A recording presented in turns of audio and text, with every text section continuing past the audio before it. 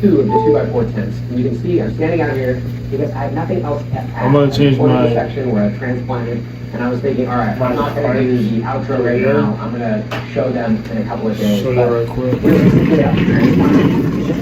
The seeds are These right here, they weren't stored change these. properly like I thought. Maybe change it. I'm gonna put it longer to push it up more air. And I transplanted, but Way. I'm still not positive exactly what's going to happen, and so that's why I'm wrapping the episode up. The short one, but it does show you what happens when you pop old seeds, how to transplant, and make sure it's not still under the dome. Using this right quick. And then I'm gonna change these right what we're quick. going to do is I'm going to show you the seeds, Make them and more I'm going to show you how longer. much they've grown, and then we're going to go over, okay, did we transplant, did we not, are they all the same size, how's the health, all sort of stuff. The humidifier is that dome test on, and that'll make sure that at least the humidifier and the environment is dialed in, and everything's ready to go. So until next time, you know what to do. Subscribe, like, tell your friends about this stuff. I appreciate you watching. Thank you so much. And until the next time, I will see you on the next Build Soil video. These right quick. I guess. Just pipe some more thicker.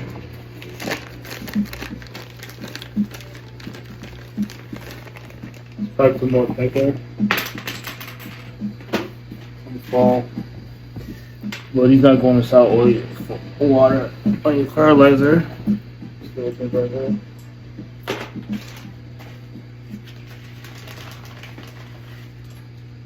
I ain't going to use these today, not at all. Definitely different size. The other thing that may happen is that if two plants Shake it in our some small sugar. growth pits, one may dominate the other in size, depending on the genetic background of the seeds you're growing. So we're going to go through all of that together. And before I get over to germinating the seeds, I want to tell you exactly what we're going to do, and then I'll show you the setup we're going to use. But I have a little time to set up because we're going to start off in smaller containers. What seeds are we popping? Well, those of you that followed me for over a decade, you'll know that we ran a lot of Bodhi seeds back in the day.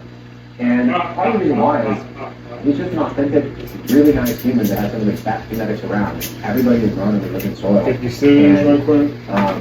He's got Cut access this, to some amazing I don't know, cuts but I'm and gonna search cut for this glow, off. and so he became Make some very space to important push for the this over soil here, too. too. And he would send us seed gift packs, and we would share soil with him, and so I'm bringing it back full circle to some older seed packs that I have that I really want to I'm pop, gonna and I return. don't know what's going to happen. I'm pretty sure these were kept perfect. He sent these to me direct. Well, I believe I may have bought these. Maybe he gave them to me. I can't remember. I bought a lot of Bodhi seeds back in the day. But the oldest pack here is the Lemon G 88 G13H. And so it's a half plant cross with Lemon G. And this one's pretty cool because my buddy too, who's in South Africa now, my wife uses his tiger's blood every day. We've got the formula here. He was growing seedling varieties before anybody knew what it was. Lots of history there if you follow too, Frank. But in any case, two, as far as I understand, was responsible for bringing that Lemon G from Ohio to Colorado, and I grew plenty of Lemon G, and it is just This one really here, smacking church. It had an interesting structure, and it wasn't like my favorite herb, but I really did enjoy it first. And it's been so long. Trying to find a tool. I want to experience that again. So bringing it Make it back work. with the half plant, I expect some really good sized polars. We'll see what happens. I'm hoping they germinate. The next one we have is called Papoose. This is more recent. Obviously, it's still old, but it was more recent. You can tell by the newer seed pack instead of the green On my ones. nose. And this is a headband Loompa. Let's see if I can find one. And Yeah, there's a lot of find seeds one. in there, it says, and it looks like there's Yeah, these 9 or ones. 10 in here. 1, 2, 3, 4, 5, 6, 9 seeds in here. So we're going to pop it now. I'm going to go over here. I'm going to show you what setup we're running, and then I'm going to talk about the numbers that you What use, is how we're going this? to do that. Connect the So on this tools side, that I'm going to we're going to use see to well, don't connect worry, we're going to show you the everything. If you watch the last See one, it? we've got an Oh, HLG yeah. quantum board in here. I cleaned everything out. I kind of left the camera up while I was cleaning, so we'll probably show you some of that. I put the humidifier back in here. We're probably going to set up a dual humidifier to have both environments really dialed in.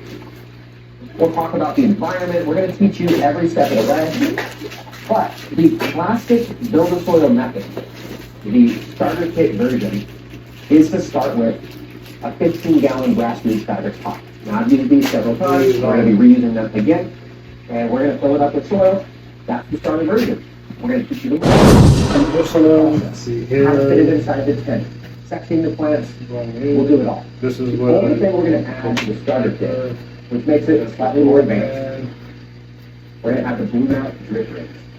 I really like using the Blue Mat, it's gonna make He's my right life here. easier. I was gonna return this back. I didn't need The other it. reason is, if you I need it. I learn need some water space. properly, and you see how well the Blue Mats work, it will blow your mind. Pretty It will long. change your Put this in opinion, keep your water better, if that's okay. I'm The not gonna other do side, that. we're gonna do the true beginner starter kit. Now, anybody can use it, even advanced growers, swear by it. This is the Earth Box. So, I've used this several times, we'll go over the setup. The reason why this is the ultimate starter kit, in my opinion, is you don't need a reservoir, you don't need to hook up Blue Mats, you don't need to do anything special. It comes with a reservoir already built in, and then it comes with a tube. And the tube goes down to the bottom, and you actually put the water below the soil, and the soil sits above it. And if you're new to this, it's game changing.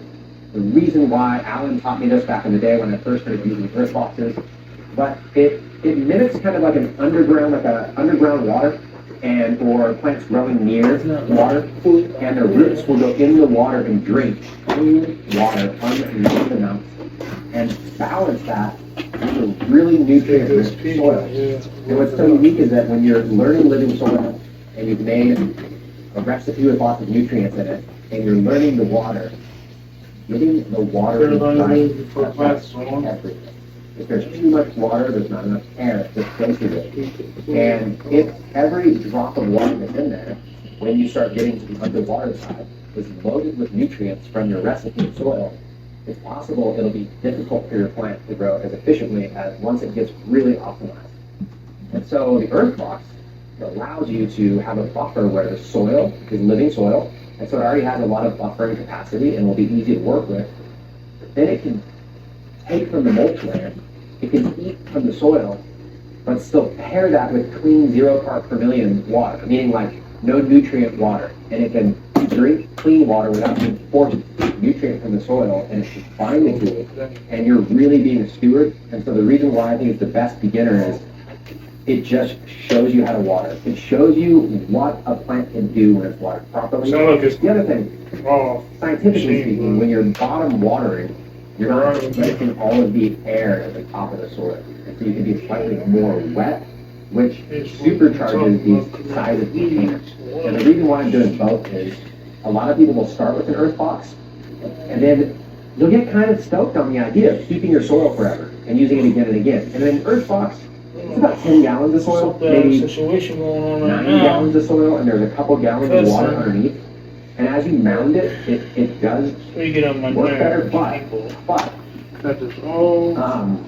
eventually, you're going to want to dump it out for use. And you may be thinking, what would a bigger container do? And so that's why we're going to show you the no-till 15-gallon minimum starter. I see even better results in 20s and 30s. But 15 is a great starter size. It fits very easily in the 2x4 tent. I'll be able to have 2 containers, really maxing out the tent. Where on the Earth Box, it's hard, you can't really fit 2 containers. You can fit 4 in a circle in a 4x4. You can fit, but they're just so powerful.